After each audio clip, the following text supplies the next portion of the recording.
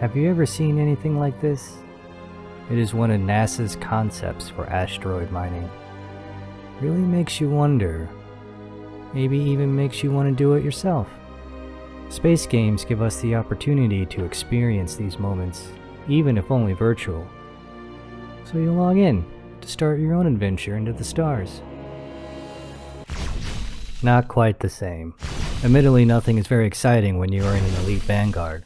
It's the type of spacecraft that you wouldn't even be bothered to throw away, so you give it to a new pilot and have him deal with it. But we are no longer a new pilot, so we are going to have some poor sap take it away for us and replace it with something newer. Much better. If you want to do the mining yourself, start by pressing Shift and 2 to bring up the short-range scanner. The glowing rocks will have the resources that you want, orange for ore and blue for silicon.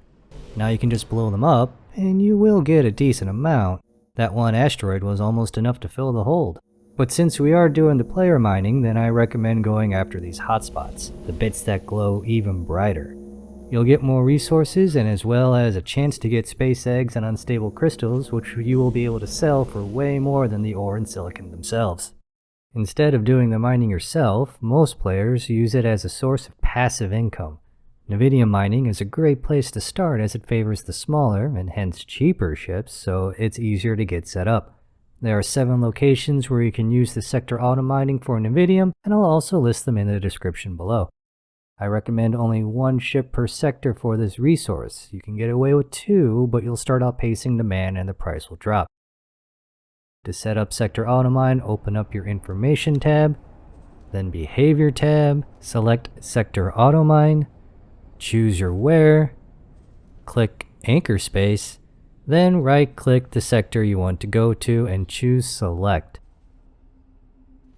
Don't forget to hit confirm to finalize it and you're done. It's a lot of steps, but once you get the hang of it, you'll be able to do it with your eyes closed. Now there are 3 different miners to choose from based on their size. Here is a stats comparison using Argon Federation as a baseline.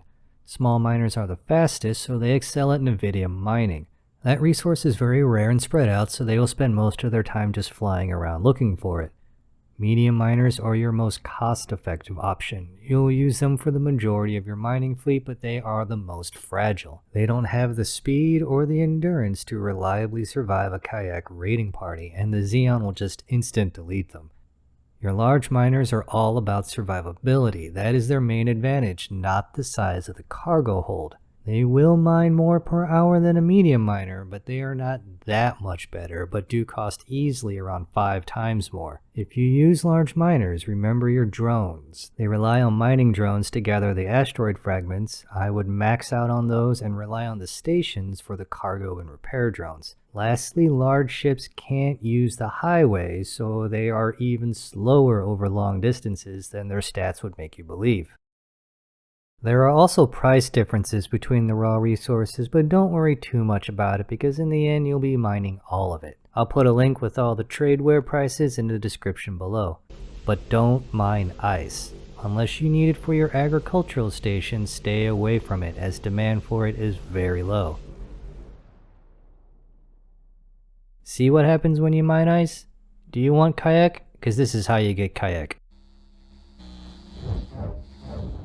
All this information is nice to have, but now where do you put your miners? This is too many miners in one sector. For your first few miners, a good place to start is with your filters. Check your filters tab, then turn them on using that power button. Disable container and liquid, set minimum volume to large, then zoom all the way out.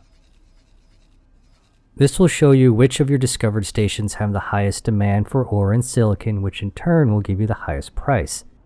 Another way is to count the stations in a given sector. Each refinery can safely support 2 miners. Most stations will only have 1 refinery, although this station here has 2 refineries, so it can take 4 miners. I wouldn't put more than 2 miners per refinery because you have to remember that you are not the only one supplying that station. The AI faction will also be selling and driving down demand. This method is more tedious, but I prefer it when I can afford to buy miners in bulk and just send them out all at once. Gas miners follow the same process. All you have to do is click liquid and disable solid. Now there is a mimic command which allows you to make a fleet where everyone shares the default command of the leader. In our example, we already have one doing a sector automine. First have your new miner selected, then control-click the ship that you want to be the leader. Right-click, select Mimic Commander's Behavior, choose your name, and there's your new fleet. To add a ship to the fleet, make sure your leader is selected, control-click the ship you want to add, right-click the leader, select Mimic, then choose the name of your group. And there he is. I personally use this more for my auto traders, but this is a way to organize your miners and clear up that unassigned list. I hope you found this video useful, or can share it with someone you know that would. And if you liked the video, if you found it helpful, please give a click to all the good buttons at the bottom and share so that more people can see it. Until next time, fly safe.